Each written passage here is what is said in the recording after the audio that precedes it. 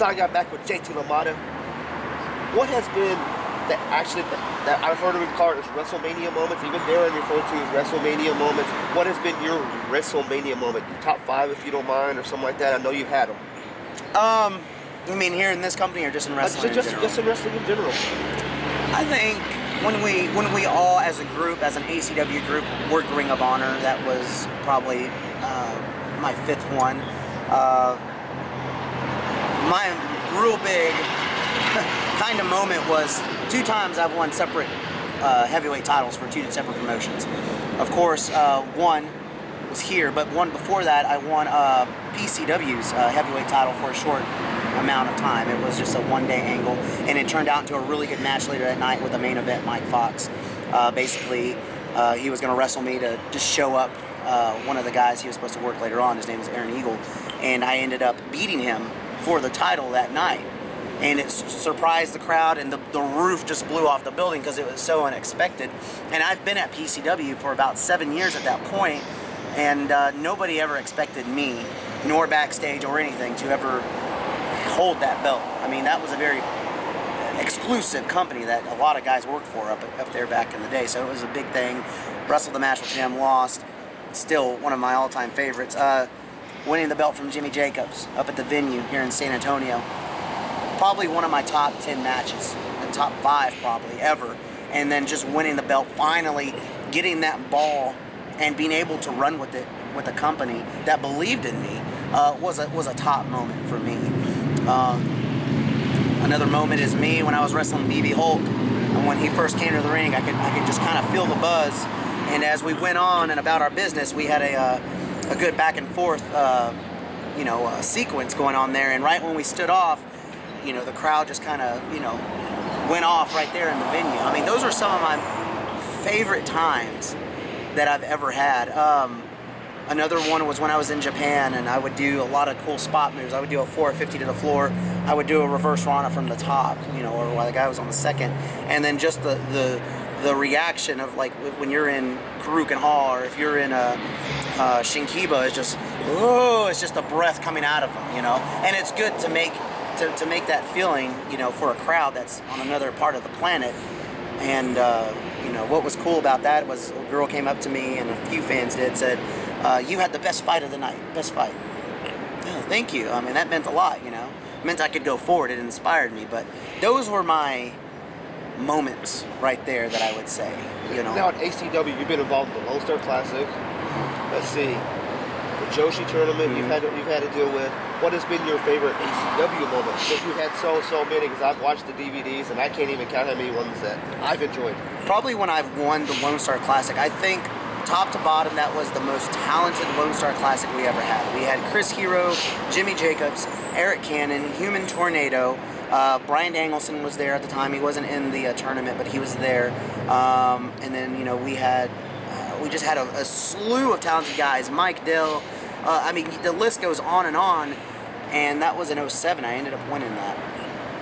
And that was one of my top, big shows here at ACW when I beat the Human Tornado, because there was a lot of people that were getting behind me from RCW, and I brought those friends from RCW to ACW, and then they just kind of went back and forth, and that was one of my most favorite times right there. My most favorite event that I was involved in and won was that.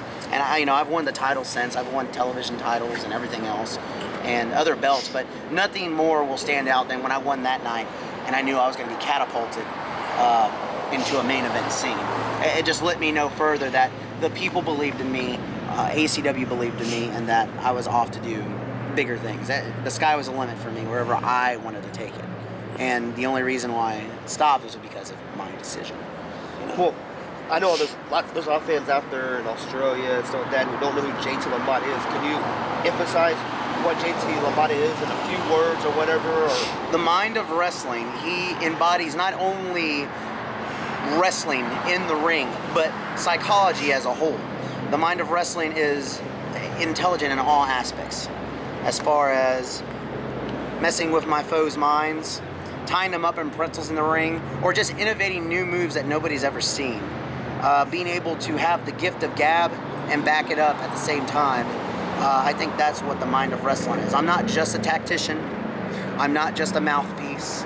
I'm not just another face. I am everything all above in one. I think I am almost the total package. That's what I like to think of myself of, and I think that that's what wrestlers should strive to always be, is an all-round person. Not just one talent, not just two talents, but you got to be all-round, because fans get, they get bored pretty quickly. ADD is present in our society, so you got to maintain their attention. Well, any final words to say to any kids out there who's doing imitations right now or trying to follow in y'all's paths right now who don't know what they're doing? Wait till you get older. The body is still growing. When you turn 18, 19, you might be ready for this. The body is not meant for the abuse that we put ourselves through. You only got one body. You only got one set of eyes, one brain, one heart, one set of legs. Once these things get damaged, and once they get damaged, you'll feel it. And when you get older, you'll realize that you need these things for your extended family, whatever you have or whatever you need. So if you're going to do it right. Go to a school that is accredited. I wouldn't go to a lot of places here in Texas, except for about one that was maybe, but that's about it. There's not a lot of places I would go. If you want to get recognized in a place where you can have eyeballs on you. And just don't hurt yourself. This is not, everything is not saying that it's not worth it, but it's not worth, shortening your life when you're very young to try and do this. If you're gonna do it, put everything you can into it and get ready for the ride, because it ain't gonna be easy, I'll tell you that. Well, closing, you want to do a final JT Lamotta thing for us? Any thoughts or anything? Just plug it out there, because my favorite video of yours has got to be the Beaver one, so let's just rip from before we leave. All right, I'll rip it. Speaking of ripping things, I'll rip beaver dams like I do woodchucks. How many wood can a woodchuck chuck? What do you think? How much? That's right, you just don't know, because beavers can take a wood mouthful at one time. You know what I'm saying? Doesn't matter how many splitters they get in their teeth, they just keep on chucking away. So let me tell you this, the mind of wrestling, the gift of gab, I ain't going anywhere yet. You still got about another 10 months left of me. So everybody around the world, if you want to step up, I'm starting the Mind of Wrestling Challenge today here at ACW. So if you want to come in, you want to make yourself a star, if you want a match that you want for tape so you can show your friends, show your families, show promoters, go ahead and step up to the plate, because I still got it. I still got the heart right here. I still got the ability in the ring. Whether I want to use it on you or not, that's to be seen. So just go ahead, ring my phone, ring ACW. Hell, even call Sign Guy over here, because the Mind of Wrestling ain't a hard guy to find here in this business. Thanks, sir. The Mind of Wrestling. There is one, there will always only be one. You know that.